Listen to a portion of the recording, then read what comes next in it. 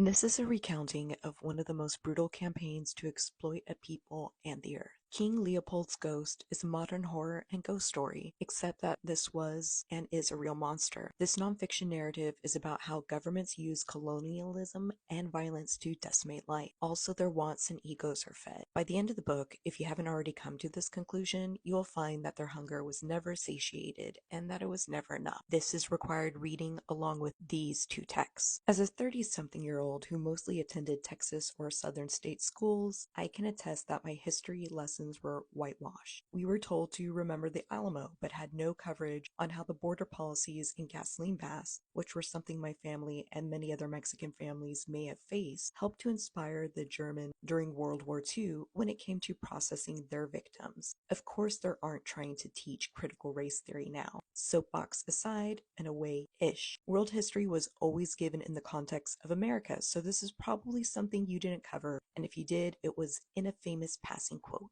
This will be something you need to pick up so you can learn the full context of where we are and where we have been. King Leopold of Belgium wasn't shit, and his legacy is a ghost that still haunts the Congo. His metaphorical progeny are the white men who carried out and embodied his terrorism. This is horrific. There will be descriptions of graphic assaults. His methodology to make the Congolese do his bidding was to take their hand. They maimed and killed entire villages at once. Without spoiling what you will learn, it is this Belgium despot and acting characters like Henry Morton Stanley that help to show how shallow the motivations these colonizers had in their devastation. While it mostly covers the efforts and effects made by Europeans, for the most part, it is going to be completely bad, but there are some good in this book. There's also times when the author includes the testimony and reports from the Congolese, and it is devastating. It is by reading their words of terror that we should be able to see the lasting consequences and the indifference we have all shown to the Congo and other oppressed peoples. I cannot recommend this book enough. Make sure you're showing the same love and support that was outpouring at the start of this all. Do what you can. Keep reaching out, posting, making plans for upcoming elections, reading, learning, sharing, following, creating, and on and on and on. Don't miss this opportunity to do something in however way you can. Even if it's small, it will impact others and your soul in a positive way.